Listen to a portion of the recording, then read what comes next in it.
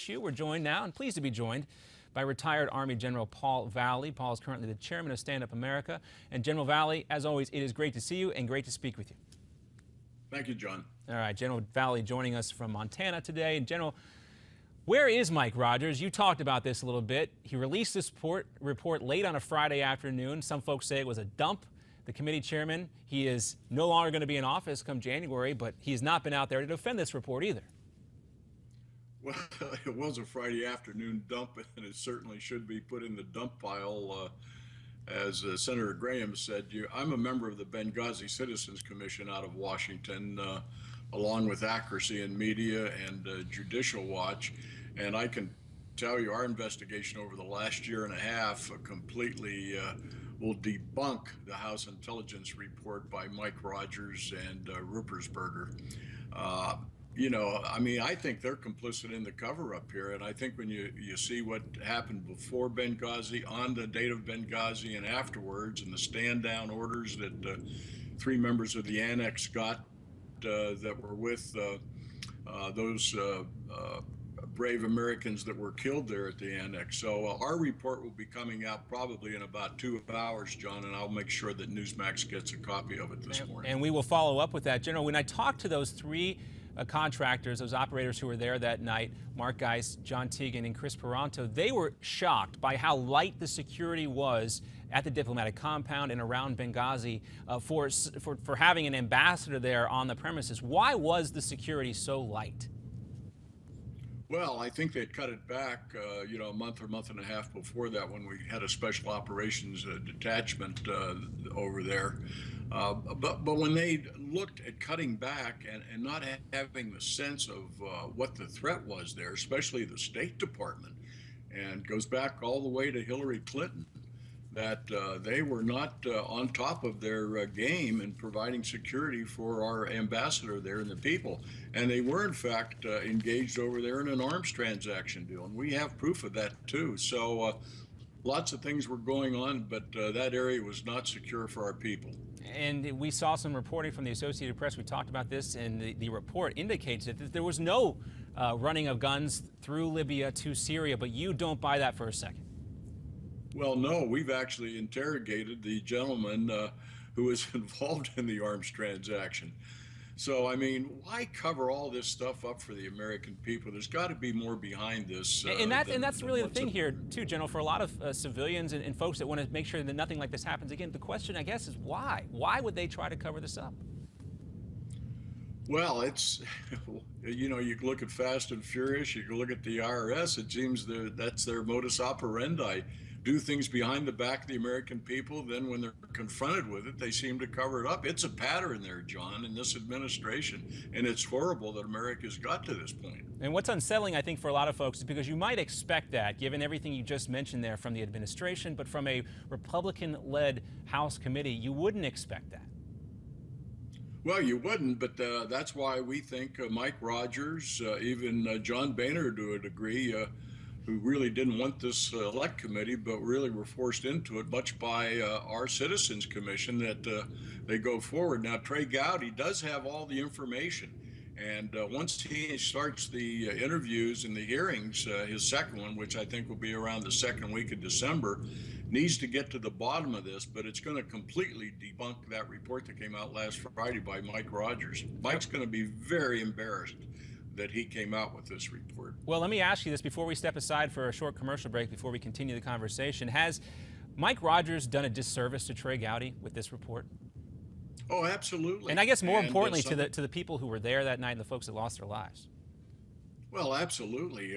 And that's why I say our report is going to be very complete this morning. And I think once you go over it, you'll see that we've debunked everything that committee came out with, the Intelligence Committee under Mike Rogers and Dutch Ruppersberger from Maryland. I mean, this is an absolute embarrassment.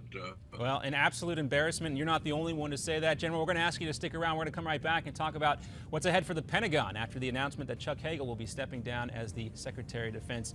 General Paul Vallely will be back with us. John Bachman here sitting in for J.D. Hayward today. Please stick around. Much more to come here on America's Forum right after this.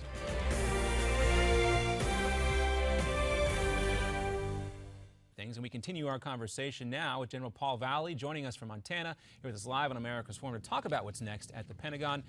General, for someone who has no military experience whatsoever, it was painful at times watching Chuck Hagel try to work with this administration. I can only imagine what it was like for someone like yourself who understands the workings of the military and how it works with the administration to see their relationship deteriorating. Well, Secretary Hagel, former secretary, I guess, are still in position for a few days until they find a new replacement. But he did serve in the military a little bit as an enlisted man back in Vietnam. But certainly many of us knew when he was appointed to that job, he was not capable, did not have the sufficient international strategic military background that was needed for that job. So he resigned because he was fired. It was sort of an embarrassment to see the way the sham was portrayed to the American people yesterday in the White House. If Hagel had any what I call cojones, he would have stood up and said, "Yeah, I've been fired because I didn't get along and I didn't go along with Susan Rice National Security Team there at the White House and Valerie Jarrett and Obama." But he didn't stand up strong enough, and he didn't portray a man of strength and leadership while he was in the position there for 20 months. Now, we've heard a lot of reports about this very close-knit circle, this inner circle that Obama has, and the fact that Chuck Hagel was not in that inner circle. Why would anybody want this job, given the fact that this administration seems not to listen to what his advisors, including the Secretary of Defense, tell him? Well, that's a great question. I'm not sure who would want it, but they'll probably get some politician again that wants to stay in government, and they'll look within the Defense Department as they're looking at two people right now. And Jack Reed from Rhode Island is another potential candidate. He had served in the military short tour, I should say, after his graduation from West Point. But I'll tell you, John, they need somebody with a solid international strategic vision. They need somebody that's got a lot of military experience and how you fight this war today and the threats against America, whether it's ISIS or on our borders. You just can't put a politician in there that doesn't have the background to make the tough decisions that need to be made, and also to stand up to the White House when they're wrong in their planning. Well, some of the names that have been thrown out there already today, we'll put up a screen here so folks at home can see. Michelle Furnoy, who is a former Undersecretary of Defense. She would be the first woman ever chosen as Secretary of Defense. Michigan Senator Carl Levin might fit that category, a former politician. He's on his way out of his Senate seat, might stick around in Washington, maybe not. And Ashton Carter, a former Deputy Defense Secretary. I don't think you're too excited about any of those names on that list, Paul, but could you give us somebody who you would think represents that strong understanding of the challenges that the military is facing today? Who would you like to see? Well, I'm making a call to General Patton's grave, John, and asking if we can resurrect General Patton in some way to come back, or MacArthur or an Eisenhower. But, you've got Admiral Ace Lyons, you got General Tom McInerney, General Jerry Boykin, a tremendous retired military that have the skills that we need today to fight this war. But Obama will never go that route. He'll pick a political flunky that doesn't have any really background experience, and we're going to continue down this path for 2 years until this whole national security team is replaced. I mean, again, here's another tremendous embarrassment to the American people. So basically what you're saying, General, people out there, but he's not going to pick anybody qualified. As things continue to escalate in Iraq, and what you're telling us is that we are looking at another 2 years here without a clear direction forward, without a clear strategy to defeat ISIS, and more back and forth between the administration telling the military that it knows what it should be doing.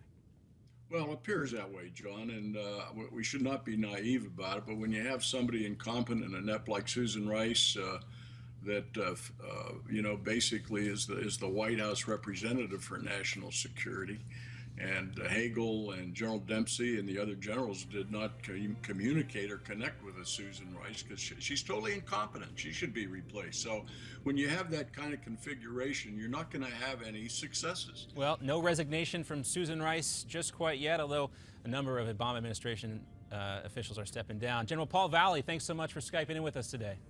Okay, John, thank you. All right, we'll look forward to that report, the Benghazi Citizens Commission report. Coming up, more America's Forum right here on Newsmax TV. We're back right after this.